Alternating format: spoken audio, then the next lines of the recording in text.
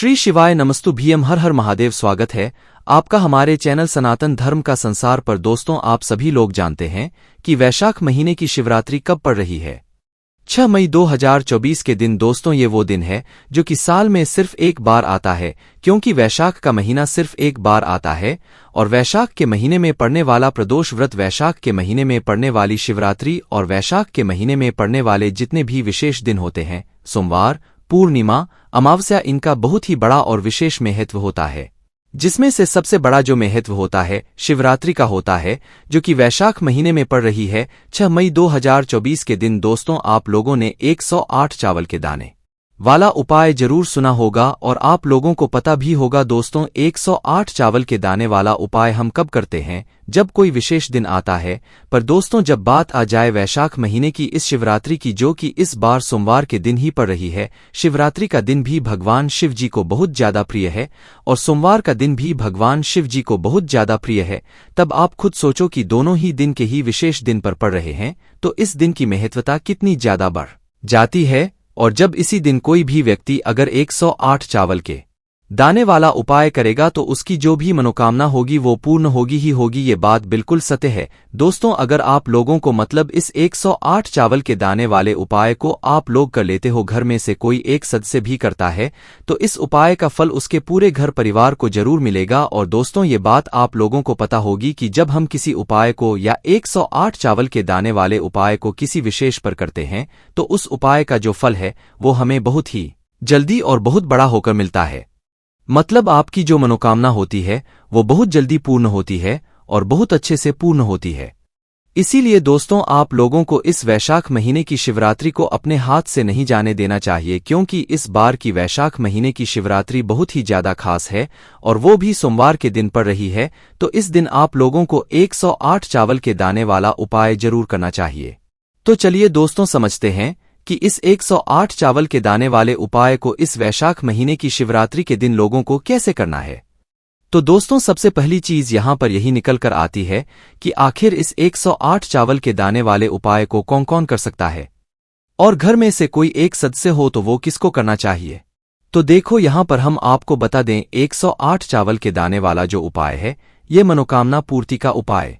मतलब आपकी किसी भी प्रकार की कोई मनोकामना है, किसी भी प्रकार की कोई दुख और परेशानी है, या किसी भी प्रकार कोई ऐसा काम है जो कि आप भगवान शिव जी से बोलकर उसे करवाना चाहते हैं, तो भाई अपनी उन सभी मनोकामनाओं के लिए जो है आप लोग अपने इस 108 वाले उपाय को कर सकते हो। और इस वाले उपाय को हर व्यक्ति अपने लिए अलग अलग कर सकता है, जरूरी नहीं घर में से कोई एक ही सदस्य करें। हाँ, अगर घर में से कोई एक सदस्य करना चाहता है अपने पूरे घर परिवार की सुख और शांति के लिए, तो भाई वो घर की बड़ी माताओं बहनों में से कोई भी एक माता बहन कर सकती है, पुरुष भी कर सकते हैं, इसमें कोई दिक्कत वाली बात नहीं है। और इस वाले उपाय को घर में से सभी लोग अलग अलग भी कर सकते हैं, अपनी अपनी मनोकामना को पूर्ण करवाने के लिए, अपनी अपनी दुख और परेशानी को दूर करने के लिए। ठीक है, तो ये बात आप लोग समझ गए। अब दोस्तों, यहां पर बात आती है कि 108 चावल के दाने वाले उपाय को हमें किस समय करना है। सुबह के समय करना है कि शाम के समय करना है? देखो, सोमवार जो शिवरात्रि होगी, मतलब कि जो इस वैशाख महीने में पड़ने वाली शिवरात्रि जो कि सोमवार के दिन पड़ रही है, इस दिन का महत्व बहुत ही ज्यादा बड़ा है। तो इस 108 चावल के दाने वाले उपाय को आप लोग सुबह के समय भी कर सकते हो और शाम के समय भी कर सकते हो, कोई दिक्कत वाली बात नहीं है। बस सुबह जितना जल्दी हो सके आप उपाय को करोगे, बहुत अच्छी बात है। बाकी 10, 11, 12 बजे तक भी अगर उपाय कर लोगे तो भी कोई दिक्कत वाली बात नहीं है आपको उपाय काम। बाकी अगर शाम के समय की बात करें तो शाम के समय आप लोग ये उपाय को शाम के समय 6 बजे से लेकर 7 बजे के बीच में, या 7 बजे से लेकर 8 बजे के बीच में, 8 बजे से भी थोड़ा लेट हो जाए तो भी आप लोग उपाय को करोगे तो भी आपको इस 108 चावल के दाने वाले उपाय को करने का फल जरूर मिलेगा। ठीक है, अब दोस्तों यहां पर बात आती है कि इस 108 चावल के दाने वाले उपाय को हमें मतलब किस किस के साथ में करना है। मतलब कि अकेले हम लोग सिर्फ उपाय की सामग्री को लेकर उपाय कर सकते हैं, कुछ सामग्री भी लेकर जाना जरूरी है। तो देखो, जब भी हम कोई उपाय करते हैं हमें भगवान के सामने कभी ये नहीं दर्शाना है कि हम आपके पास अगर आ रहे हैं तो सिर्फ अपने उपाय को करने के लिए आ रहे हैं। तो इसीलिए कभी भी उपाय को करो तो अपनी सिर्फ उपाय की सामग्री लेकर मत जाना, इसके साथ में पूजन सामग्री भी जरूर लेकर जाना है। ठीक है, अब वो पूजन सामग्री कौन सी होगी वो हम आपको वीडियो में आगे बताएंगे। उसके बाद में दोस्तों ये वाले उपाय आपको करना कहाँ पर है।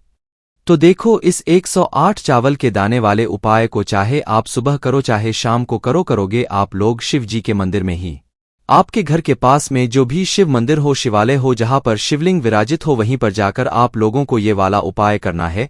ये वाला उपाय घर पर नहीं होगा, इस बात का आप लोग ध्यान रखना। दोस्तों, उपाय आपने पहले भी सुना होगा, पर जितनी बार आप उपाय सुनते जाते हो उतनी बार आपकी बहुत सारी गलतियां जो है वो आप पकड़ लेते हो, और उन गलतियों को जब सुधारते हो और गलतियों को सुधार कर जब उपाय करते हो ना, तो भाई आपको उस उपाय का फल निश्चित सी बात है बहुत अच्छा होगा और बहुत बड़ा होकर मिलता है। ठीक है, तो चलिए दोस्तों, अब हम जानते हैं कि इस 108 चावल के जाने वाले उपाय को करने की विधि क्या है। तो देखो, उपाय जब भी आप करो, चाहे सुबह करो शाम को करो, अपना शुद्धता का विशेष रूप से ध्यान रखना। और सबसे महत्वपूर्ण चीज कि 108 चावल के दाने आएंगे कहाँ से है ना। तो देखो, आपके घर के रसोई घर में क्यों चावल उपस्थित हो, सिर्फ टूटी को छोड़ देना। वो चावल, वैसे चावल जो कि बिल्कुल पूरे टूटे टूटे होते हैं, छोटे छोटे से चावल होते हैं, उन चावलों को छोड़कर आप कोई से भी चावल ले सकते हो जो कि आपके घर के रसोई घर में रखे हुए हों। ठीक है, उससे फर्क नहीं पड़ता कि वो बासमती है या सादा है,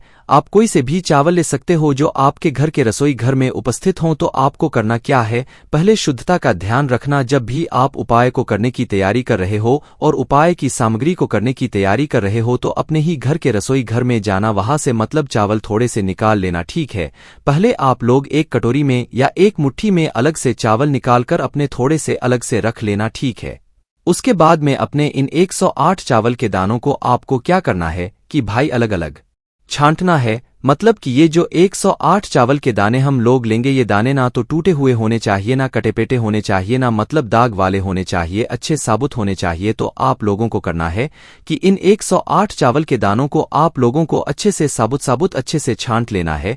पूरे 108 चावल के दाने होने चाहिए, ना कम होने चाहिए ना ज्यादा होने चाहिए। जैसे ही आपके 108 चावल के दाने अलग निकल जाते हैं, आप इनको किसी भी एक कागज की पुड़िया में या किसी भी एक कटोरी में सुरक्षित रख लो, ताकि एक भी चावल के दाना इधर उधर ना हो और आपको उपाय भी अच्छे से हो जाए। तो जैसे ही आप लोगों के 108 चावल के दाने हो जाते हैं, तो भाई उसके बाद में आप जब भी ये उपाय कर रहे हो, चाहे सुबह कर रहे हो चाहे शाम को कर रहे हो, भाई आपको अपने घर से निकलना उससे पहले आपको सिर्फ और सिर्फ उपाय की सामग्री लेकर नहीं निकलना है, उपाय के साथ में जो है आपको पूजन भी करना है।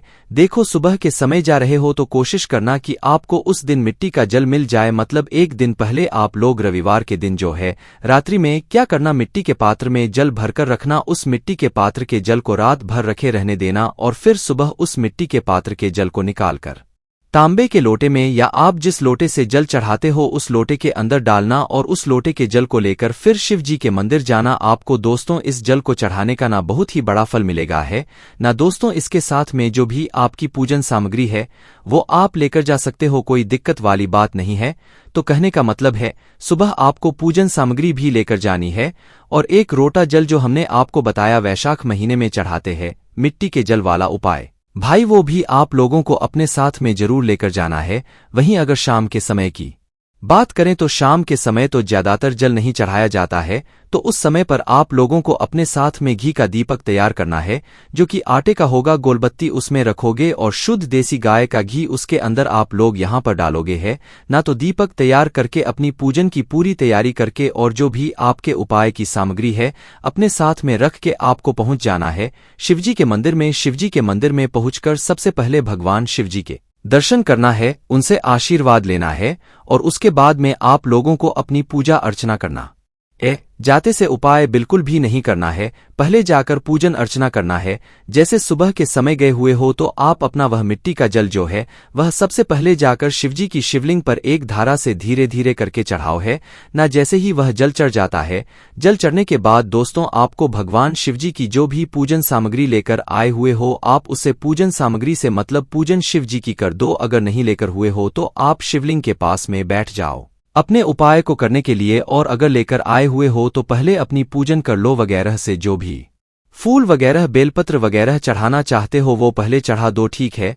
उपाय पूजन अर्चना के बाद ही होगा। वही अगर शाम के समय की बात करें तो पहले जाकर अपना वे दीपक जलाना। दीपक जलाने के लिए जो माचिस लोगे वो आप अपने ही घर की लोगी, किसी और की माचिस नहीं लोगे। इस बात का ध्यान रखना। अपने घर से अपनी माचिस लेकर जाना और मंदिर में बैठकर ही जो है आपको इस दीपक को जलाना है और फिर इसे शिवलिंग के पास में रखना। शिवलिंग से थोड़ी दूरी बनाकर रखना, भगवान शिव जी को आंच ना लगे, इस बात का ध्यान रखना, ठीक है। तो आप लोग दीपक रख देते हो, आपकी पूजा अर्चना हो जाती है।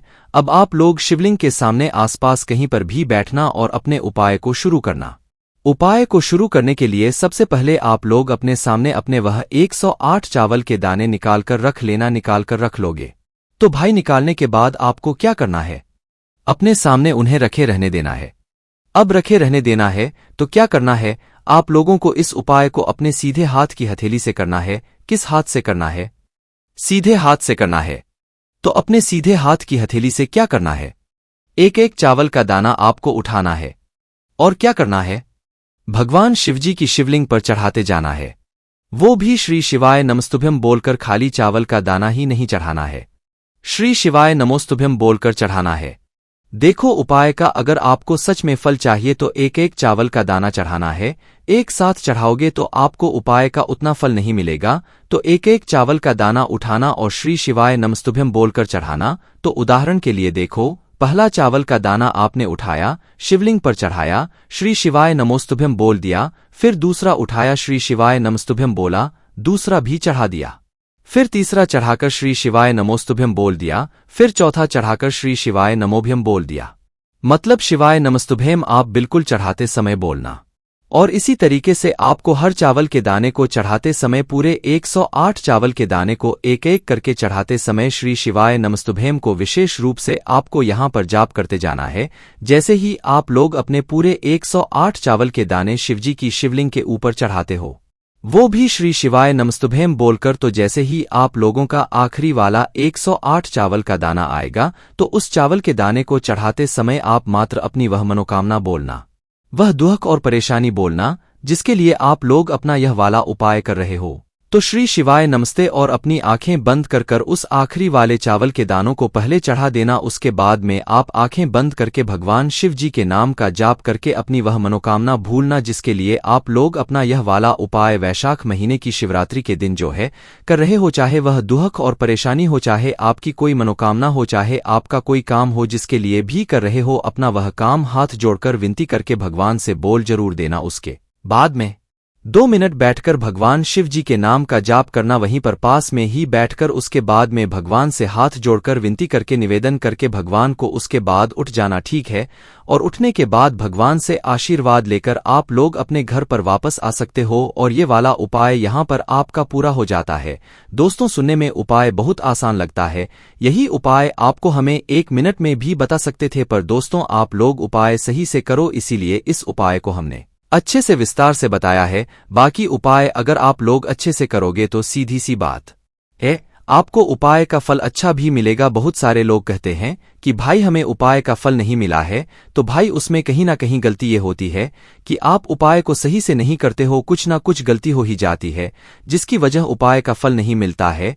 और जब उपाय को आप अच्छे से सुनोगे, अच्छे से समझोगे तो निश्चित सी बात है आपको उपाय का फल जरूर मिलेगा। तो दोस्तों, इस उपाय को आप इस दिन जरूर कीजिएगा और जो भी विशेष दिन इस वैशाख महीने में पड़े आप उस दिन इस वाले उपाय को कर सकते हो, कोई दिक्कत वाली बात नहीं है। बाकी दोस्तों, इस उपाय करने में अगर आपको कोई भी दिक्कत समस्या आती है तो कमेंट करके पूछ सकते हैं। श्री शिवाय नमस्तुभ्यम, हर हर महादेव।